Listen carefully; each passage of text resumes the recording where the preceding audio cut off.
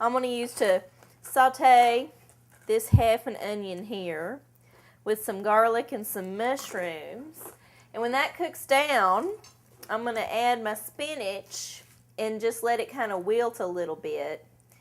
And then I'll add some seasonings and flour and milk and eggs and mix it all up and throw it in a casserole and stick it in the oven and bake it for about 30-35 minutes. And then pull it out and let it cool off, and then you eat it. And that's what I'm going to do. And you can vary it. Oh, I forgot, there's cheese. You could also, like, put meat in it, different vegetables. I think I'm going to use a little bacon fat just for flavor. You could use real bacon because, you know, spinach and bacon are like best friends.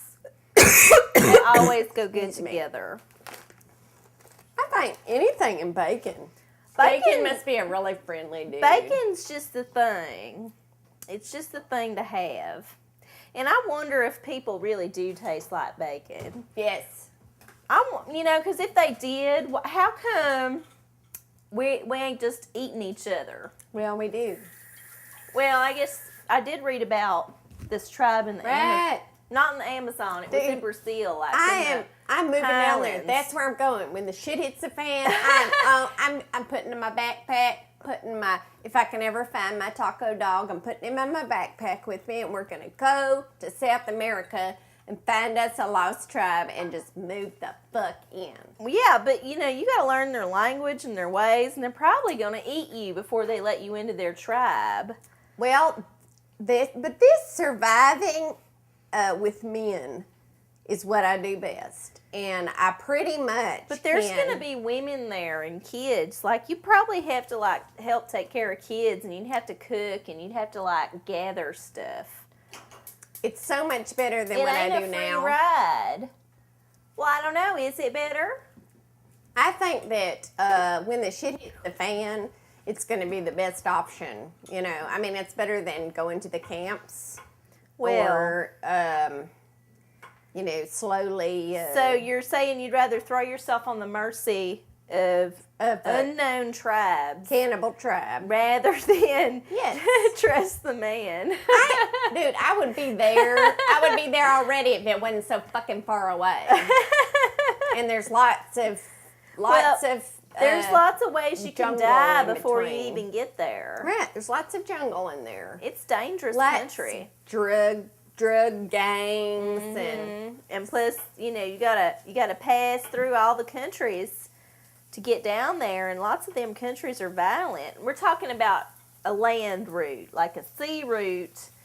Like maybe you could hitch a ride on a cruise ship and then stage your own death, jump off, you know, in the water. You know, immigration by cruise ship might not be a bad idea. I mean, maybe we should just, like, buy one of them really cheap cruises. And then just end hop up off. in another country. Fucking A. Well, I'm sure you'd have to... sayonara debt and move to, you know, just become some kind down to Mexico or something. Do a little reverse illegal immigration. Why not? I mean...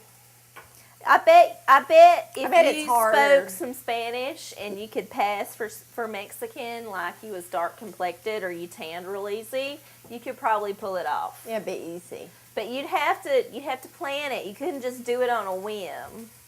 But, you know, you could totally make twice as much in the bordellos if you were, you know, a blonde, fair-skinned chick. But you'd have to pack a wig, and that's suspicious. Because, you know, when the FBI goes looking at your credit card statement, they're going to find out that you went down to the wig shop and got yourself a brown wig.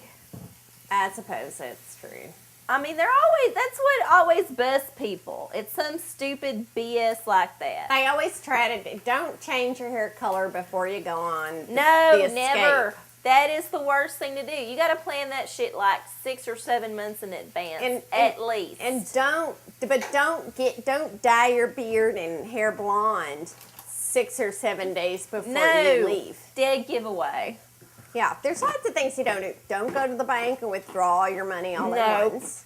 Don't open credit cards and weird names. Especially if you're out on bail, because you may have like a bail bondsman who's really busy, doesn't have time to, look you up and see what you're doing. Right. But somebody, if it's a highly publicized case, somebody's going to be sitting out there waiting to take your picture. Hell yeah, they are. You might as well just That's how wait. they make their money. Just wait, and I would actually not even do very much at all. In fact, it's easier to hide in plain sight. So, like, if you wanted to disappear, it'd be better just to, just get, like, buy somebody else's identity online or something, you know? Yeah. That's going to be like a racket, selling identities of your dead relatives.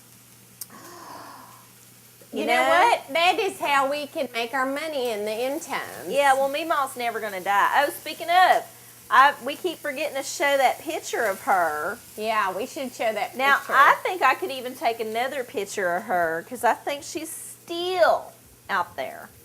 It's this is scary how long they live. This is the jack-o'-lantern that I made, and it's now into February, and it's still around. Like, it's a recognizable face. That's been how many months? This was taken in January. Why don't you show that picture? That's Meemaw right there. And she's pretty much like aging on schedule.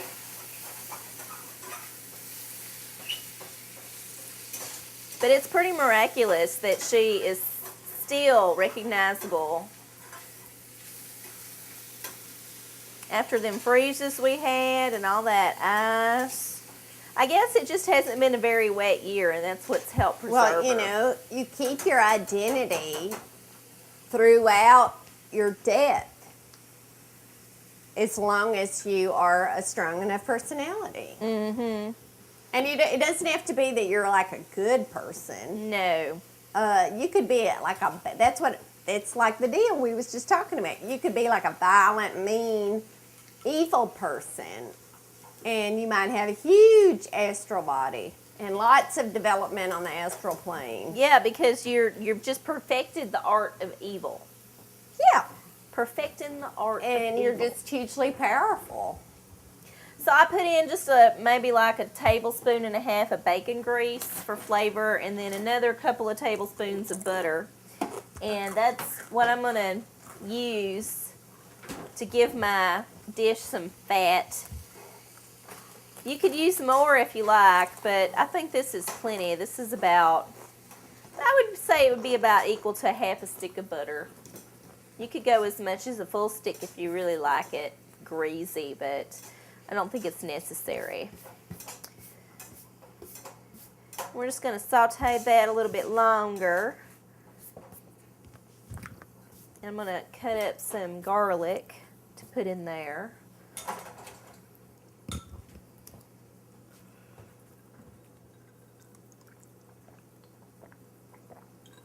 What are you doing now? Well, I was just corrected on what Mass is by someone from the beyond. Oh, was you channeling just now and I missed it? I don't really channel. They're just all around me talking. And so I was just, it's like those newscasters with the thing in their ear. Somebody, your producer's telling you. Mm-hmm. It's like, that's what they do.